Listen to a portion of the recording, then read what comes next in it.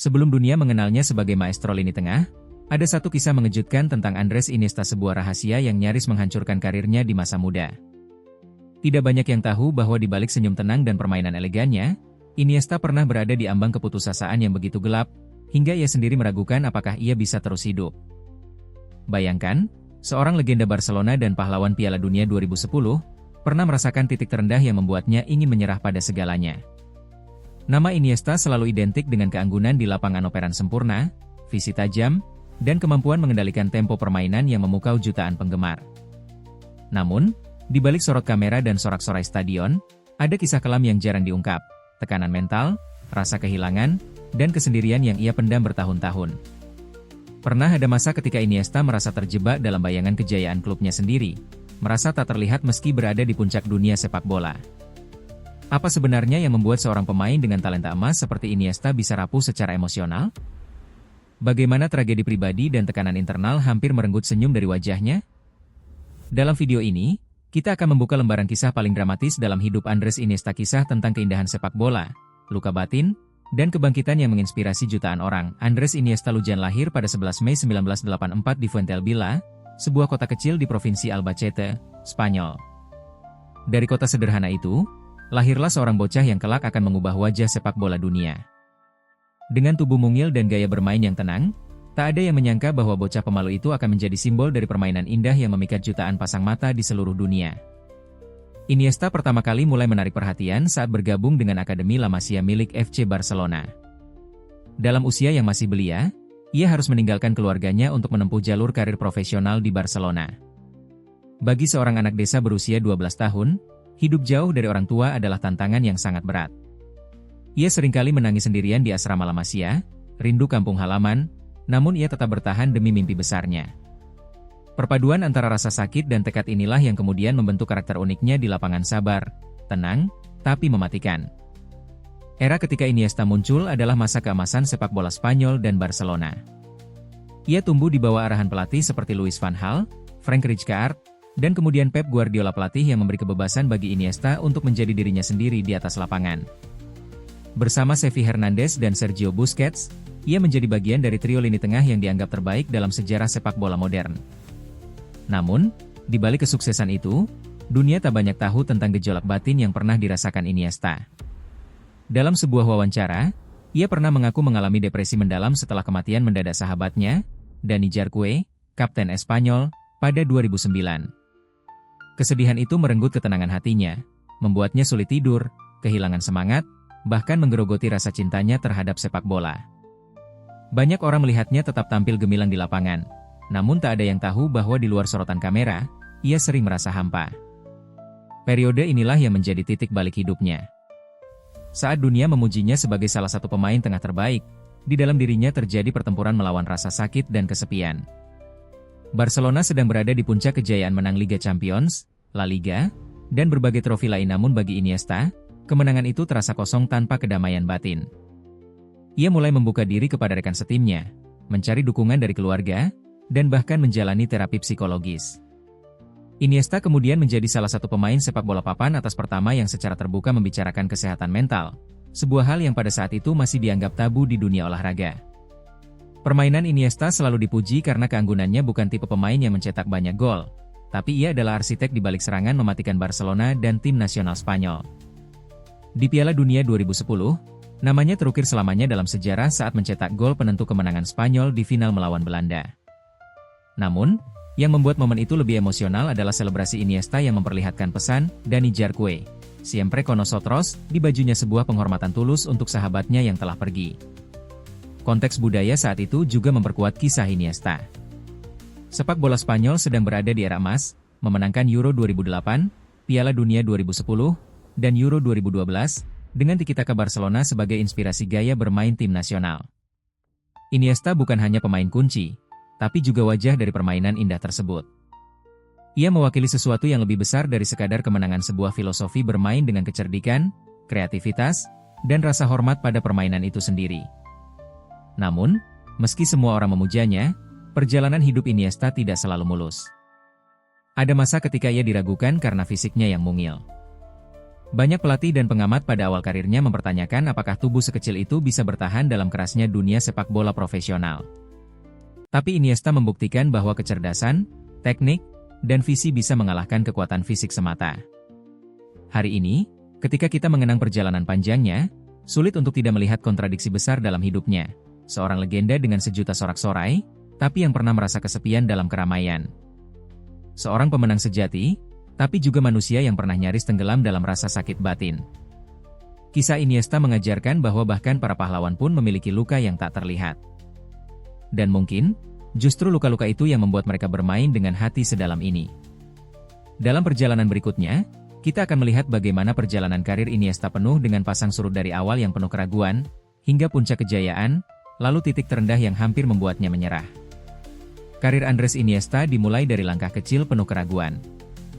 Di La Masia, ia bukanlah pemain yang paling mencolok secara fisik, tapi setiap pelatih tahu bahwa ada sesuatu yang istimewa dalam caranya membaca permainan.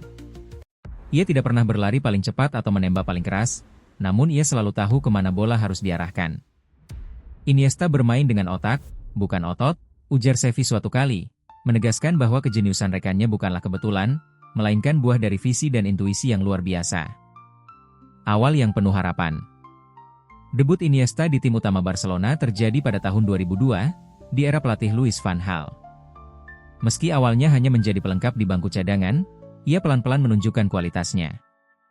Pada musim 2004-2005, ia menjadi bagian penting dari tim yang mulai mengukir kejayaan di bawah Frank Rijkaard, dengan Ronaldinho sebagai bintang utama. Namun, bahkan saat itu, Iniesta sering dianggap pemain diam-diam, seseorang yang bekerja keras, tetapi jarang menjadi sorotan. Munculnya insiden dan titik balik. Salah satu momen yang menjadi titik balik bagi Iniesta adalah ketika Pep Guardiola mengambil alih Barcelona pada 2008. Guardiola melihat sesuatu yang berbeda dalam diri Iniesta: kecerdasan, kerendahan hati, dan kesetiaan terhadap filosofi tiki-taka. Namun, tidak semua berjalan mulus. Pada awal era Guardiola, Iniesta mengalami cedera berulang yang hampir menghentikan momentumnya. Cedera ini membuatnya merasa frustrasi dan mempertanyakan apakah ia bisa tetap berada di level tertinggi. Pada saat yang sama, tragedi pribadi menghantam hidupnya. Kematian mendadak Dani Jarque pada 2009 membuatnya jatuh ke dalam depresi. Iniesta, yang terkenal pendiam, merasa kehilangan seseorang yang benar-benar mengerti dirinya. Ia mengaku, dalam masa-masa itu, ia merasa kosong. "Aku bermain sepak bola, tapi rasanya tidak ada apa-apa di dalam diriku," katanya dalam sebuah wawancara. Selama berbulan-bulan, ia tidak bisa menemukan kebahagiaan bahkan setelah memenangkan gelar-gelar besar bersama Barcelona. Meningkatnya karir di balik bayang-bayang skandal sepak bola. Di tengah badai emosionalnya, Iniesta justru menunjukkan performa terbaiknya di lapangan. Tahun 2009 menjadi tahun bersejarah ketika Barcelona meraih treble, La Liga, Copa del Rey, dan Liga Champions, dengan gaya bermain yang disebut-sebut sebagai yang paling indah dalam sejarah sepak bola modern. Tapi, di balik kejayaan itu, ada rumor tentang konflik internal di ruang ganti antara ego para pemain besar seperti Zlatan Ibrahimovic dan gaya manajemen Guardiola. Meski Iniesta tidak pernah terlibat langsung dalam konflik, posisinya yang pendiam membuatnya sering berada di tengah ketegangan. Ia menjadi penengah diam-diam, menjaga harmoni tim ketika semua orang hampir terpecah. Klimaks gol terpenting dalam hidupnya. Tahun 2010 adalah puncak karir sekaligus puncak emosinya. Di final Piala Dunia melawan Belanda, pertandingan berjalan keras, penuh pelanggaran, dan hampir tak ada celah untuk mencetak gol. Namun, pada menit 116, Iniesta menerima umpan CSC Fabregas dan melepaskan tembakan yang menjadi sejarah gol emas yang membawa Spanyol menjadi juara dunia pertama kali dalam sejarah. Tangisnya di lapangan saat membuka kaos dan memperlihatkan pesan, Dani Jarque, "Siempre con nosotros," bukan hanya selebrasi, tapi juga luapan rasa sakit yang selama ini ia pendam. Namun, puncak kejayaan itu juga menjadi awal dari tekanan baru. Setelah Piala Dunia, ekspektasi terhadapnya semakin tinggi. Barcelona dan tim nasional Spanyol terus berusaha mempertahankan dominasi, namun tubuh Iniesta mulai merasakan kelelahan. Cedera datang silih berganti, dan media mulai berspekulasi apakah era emasnya akan segera berakhir. Kehilangan cahaya. Pada periode 2014-2016, Barcelona berada dalam masa transisi. Muncul generasi baru dengan Neymar dan Luis Suarez, sementara Xavi mulai memasuki masa pensiun. Iniesta, yang sebelumnya menjadi pemain bayangan, tiba-tiba menjadi figur senior yang harus memimpin. Tekanan ini, ditambah dengan kekecewaan karena Spanyol gagal di Piala Dunia 2014, membuatnya kembali berada di persimpangan jalan. Ia merasa lelah secara mental dan fisik. Banyak rumor beredar bahwa Iniesta mungkin akan meninggalkan Barcelona lebih cepat dari yang diharapkan, terutama karena kontraknya akan segera berakhir. Namun, seperti selalu, Iniesta memilih jalan yang penuh ketenangan. Ia tetap menjadi jantung permainan Barcelona, bahkan ketika dunia sudah mulai melihat Messi sebagai ikon utama. Hubungan Iniesta dengan Messi pun sempat menjadi bahan rumor media, ada yang mengatakan bahwa mereka bersaing dalam diam. Tapi, baik Iniesta maupun Messi menepis semua kabar tersebut. Messi sendiri pernah berkata, "Tanpa Iniesta, permainanku tidak akan terlihat seperti ini." Konsekuensi dan kebangkitan. Pada akhirnya, Iniesta memutuskan untuk mengakhiri perjalanan panjangnya bersama Barcelona pada 2018. Keputusannya untuk pindah ke Vissel Kobe di Jepang mengejutkan banyak orang. Ada yang menilai ia melarikan diri dari tekanan, ada pula yang melihatnya sebagai cara untuk menutup karir dengan damai. Bagi Iniesta, pindah ke Jepang adalah bentuk pembebasan dari sorot kamera, dari ekspektasi publik, dan dari luka emosional yang ia bawa bertahun-tahun. Di Jepang, ia kembali menemukan arti sepak bola yang murni, bermain dengan cinta, tanpa tekanan. Namun, bahkan di sana, nama Iniesta tetap membawa magnet besar. Dunia tak pernah berhenti mengenangnya sebagai simbol sepak bola indah. Di balik senyum hangat dan sorot mata penuh ketenangan, ada sisi gelap dalam hidup Andres Iniesta yang jarang terungkap. Ia adalah legenda sepak bola, tetapi juga manusia biasa yang pernah jatuh ke jurang kegelapan mental. Kisahnya adalah pengingat bahwa kejayaan di lapangan hijau tidak selalu sejalan dengan kedamaian di hati. Depresi yang nyaris menghancurkan. Tidak banyak orang yang tahu bahwa Iniesta pernah berjuang melawan depresi yang begitu parah, hingga ia merasa hidupnya hampa meski meraih hampir semua prestasi yang diimpikan seorang pesepak bola. Puncak rasa sakit ini muncul pada 2009, ketika sahabatnya, Dani Jarque, kapten Espanyol, meninggal secara mendadak karena serangan jantung. Bagi Iniesta, yang dikenal sebagai pribadi pendiam dan penuh empati, kepergian Jarque seperti memadamkan cahaya dalam dirinya. Dalam sebuah wawancara yang mengejutkan dunia, Iniesta mengaku, "Ada hari-hari di mana aku bangun dan tidak ingin melakukan apapun. Sepak bola terasa seperti beban, bukan kebahagiaan." Ia menggambarkan dirinya seperti hampa dan tidak punya energi untuk hidup. Hal ini diperburuk oleh cedera yang terus menghantuinya, membuatnya merasa semakin terasing. Di saat dunia merayakan treble Barcelona pada 2009, Iniesta diam-diam menghabiskan malam-malamnya dalam kesendirian yang kelam. Rahasia di balik gol Piala Dunia 2010. Gol kemenangan di final Piala Dunia 2010 adalah momen paling indah sekaligus paling emosional dalam karir Iniesta. Namun, yang tidak diketahui banyak orang adalah bahwa gol itu lahir dari rasa sakit mendalam. Ketika ia membuka kaosnya untuk memperlihatkan pesan, Dani Jarque, "Siempre con nosotros," itu bukan sekadar penghormatan, tetapi juga luapan perasaan kehilangan yang selama ini ia simpan rapat-rapat. Dalam bukunya The Artist, Being Iniesta, ia menulis, "Gol itu bukan hanya untuk Spanyol, tetapi juga untuk sahabatku. Saat bola itu masuk, aku merasa sedikit beban di hatiku terangkat." Media dunia terharu, tapi juga kaget, ketika kemudian Iniesta secara terbuka menceritakan perjuangan melawan depresinya. Dalam dunia sepak bola, di mana maskulinitas sering ditampilkan sebagai kekuatan utama, pengakuan seperti ini jarang terjadi. Namun, Iniesta justru membuka pintu diskusi tentang kesehatan mental atlet. Ia mengatakan bahwa menjalani terapi psikologis dan dukungan keluarga adalah kunci baginya untuk kembali menemukan makna dalam hidup. Rumor dan tekanan internal di Barcelona. Meski dikenal sebagai pribadi yang rendah hati, Iniesta tidak pernah benar-benar terlepas dari tekanan internal di Barcelona. Pada era Guardiola, tim penuh dengan ego besar, Messi, Eto'o, Ibrahimovic, hingga Pique. Media Spanyol kerap melaporkan tentang gesekan di ruang ganti. Iniesta, dengan kepribadiannya yang introvert, seringkali menjadi mediator diam-diam. Ia jarang bersuara di media, namun di balik layar, ia menjadi sosok yang berusaha menenangkan situasi ketika ego para bintang mulai memanas. Ada juga rumor tentang ketidakpuasannya dengan manajemen Barcelona di tahun-tahun terakhirnya. Banyak laporan menyebutkan bahwa Iniesta merasa klub kurang menghargai loyalitasnya setelah bertahun-tahun mengabdi. Bahkan, Beberapa pengamat mengatakan keputusan Iniesta pindah ke Vissel Kobe sebagian besar karena ia ingin melepaskan diri dari politik internal di Camp Nou yang kian rumit. Kutipan-kutipan jujur dari hati Iniesta. Orang-orang melihatku sebagai pemenang, tapi mereka tidak tahu betapa sulitnya aku melawan pikiranku sendiri, ungkapnya suatu kali. Pernyataan ini mengejutkan banyak fans karena selama ini Iniesta dikenal sebagai pemain yang jarang menunjukkan emosi di luar lapangan. Namun, itulah kenyataannya. Di balik ketenangan luar biasa di lapangan, ada badai emosional yang berkecamuk di dalam dirinya. Dalam sebuah dokumenter, rekan setimnya Gerard Pique bahkan berkata, Andres adalah orang paling pendiam yang aku kenal, tapi dia juga orang yang paling dalam perasaannya. Saat dia berbicara, semua orang akan diam karena kata-katanya datang dari hati. Reaksi media dan publik. Ketika kisah perjuangan mental Iniesta terungkap, media Spanyol dan dunia memberikan respons yang luar biasa. Banyak headline menyoroti keberaniannya berbicara tentang depresi di tengah kejayaan.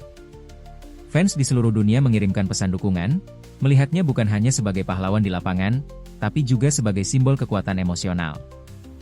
Iniesta berhasil memecahkan stigma bahwa seorang pesepak bola tidak boleh terlihat lemah. Namun, ada juga kritik. Beberapa pihak menilai bahwa pengakuannya datang terlambat atau bahkan menganggapnya sebagai strategi untuk mendapatkan simpati publik. Tapi bagi Iniesta, itu bukan tentang opini orang lain, melainkan tentang kejujuran pada dirinya sendiri. Aku tidak ingin menjadi pahlawan. Aku hanya ingin hidup sebagai manusia biasa yang bisa merasakan semua emosi, ujarnya. Puncak emosi dan legasi. Kisah gelap Iniesta justru menambah kedalaman pada warisannya di dunia sepak bola. Dari seorang bocah desa yang hampir menyerah, ia bangkit menjadi juara dunia dan ikon permainan indah. Namun yang membuatnya istimewa bukan hanya trofi yang ia menangkan, melainkan keberanian untuk mengakui bahwa ia juga manusia yang bisa rapuh. Kini, di Vissel Kobe, Iniesta menemukan kedamaian yang ia cari selama bertahun-tahun. Ia bermain tanpa tekanan besar, menghabiskan waktu dengan keluarga, dan menikmati sepak bola dengan cara yang paling murni. Bahkan setelah pensiun dari tim nasional, namanya tetap dikenang bukan hanya karena trofi, tetapi juga karena kisah perjuangan pribadinya. Sebagai kanal yang selalu mengungkap sisi terdalam sosok publik figur, kami memandang Andres Iniesta sebagai perpaduan sempurna antara keindahan dan ketangguhan. Di satu sisi, ia mewakili esensi permainan indah dengan visi brilian, penguasaan bola yang nyaris tanpa celah, dan kemampuan menciptakan ruang di tengah tekanan. Di sisi lain, kisah perjuangannya melawan depresi dan tekanan internal membuktikan bahwa di balik sosok pemenang berdiri manusia yang penuh luka dan keberanian untuk membuka diri. Bagi kami, Iniesta bukan sekadar legenda dengan segudang trofi, melainkan sosok yang mengubah cara kita memahami kekuatan mental dalam olahraga. Secara objektif, kontribusi Iniesta terhadap Barcelona dan tim nasional Spanyol adalah sangat besar. Ia bukan pencetak gol terbanyak, namun kemampuannya mengatur ritme serangan dan menciptakan peluang bagi rekan setim membuatnya layak disebut arsitek lini tengah terbaik abad ini.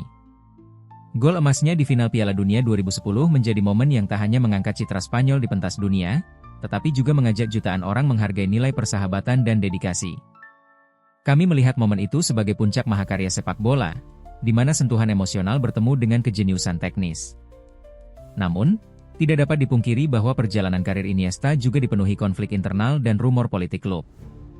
Pergeseran kekuatan di ruang ganti Barcelona, tekanan ekspektasi setelah masa emas tiki-taka, hingga keputusan mengejutkan pindah ke Vissel Kobe, menimbulkan tanda tanya. Apakah loyalitas dan kebahagiaan bisa selamanya berjalan seiring dengan ambisi besar? Bagi kanal ini, langkah Iniesta ke Jepang adalah bukti nyata bahwa setiap atlet butuh ruang untuk memulihkan diri, dan bahwa pencapaian terbaik terkadang muncul setelah menjauh dari gemerlap sorotan. Dari sudut pandang sosial, keberanian Iniesta membuka pembicaraan tentang kesehatan mental menjadi titik balik penting. Di dunia di mana citra, kuat, seringkali diidentikan dengan ketidakmampuan untuk tampar rapuh, pengakuan Iniesta menjadi tamparan halus yang mengatakan, kerentanan bukanlah kelemahan, melainkan bagian dari kekuatan. Kami mengapresiasi keterbukaannya dan percaya bahwa warisan terbesarnya bukan hanya trofi, melainkan dampak budaya yang memicu atlet lain berbicara tentang kondisi batin mereka. Kini, ketika melihat warisan jangka panjangnya, kami menilai bahwa nama Iniesta akan selalu diasosiasikan dengan 3 hal, keindahan permainan, ketulusan hati, dan inspirasi bagi generasi penerus. Ia mengajarkan pentingnya kesabaran dalam membangun karir, keberanian dalam mengakui kelemahan, dan kebesaran hati dalam merayakan kemenangan sebagai hasil kerja sama. Bagi kami, Sosok Iniesta adalah wujud nyata bahwa legenda sepak bola lahir dari kombinasi bakat, kerja keras, dan kematangan emosional.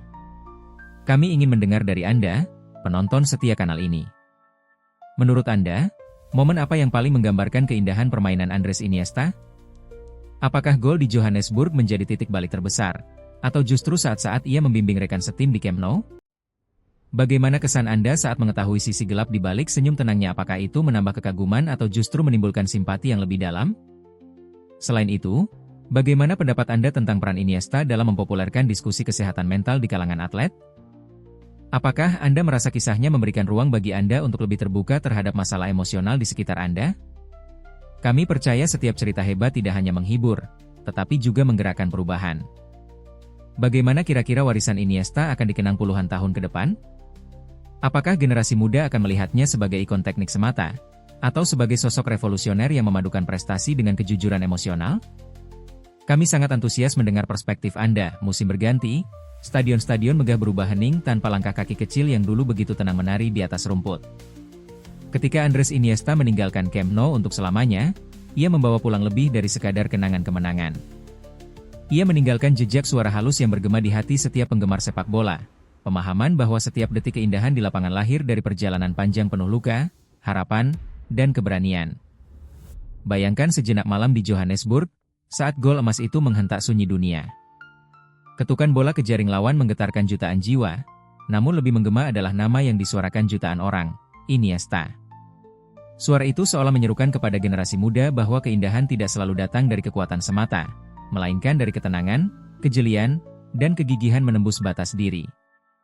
Bagi yang pernah menangis meratapi kesepian, pesan Dani Jarque, Siempre con nosotros, mengingatkan bahwa cinta dan persahabatan mampu mengubah kesedihan menjadi api semangat.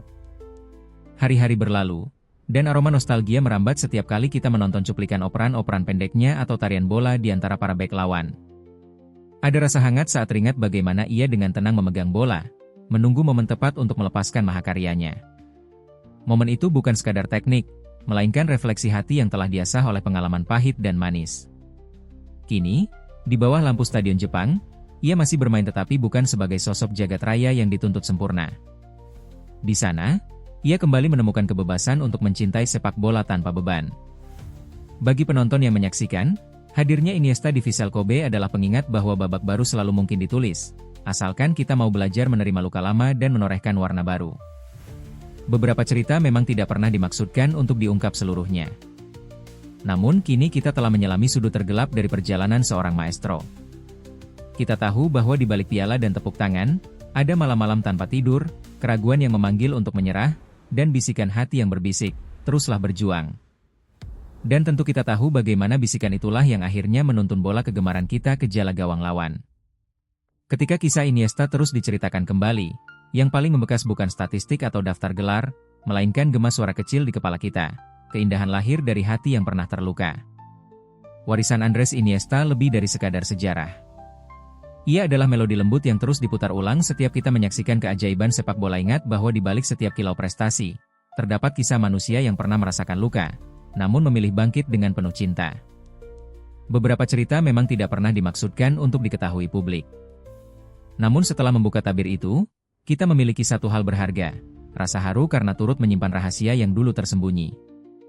Kini, setiap kali bola bergulir di lapangan hijau, bayang-bayang nama Iniesta tetap menari, mengajak kita untuk terus percaya bahwa keindahan sebenarnya terletak di kedalaman hati yang berani menghadapi kegelapan.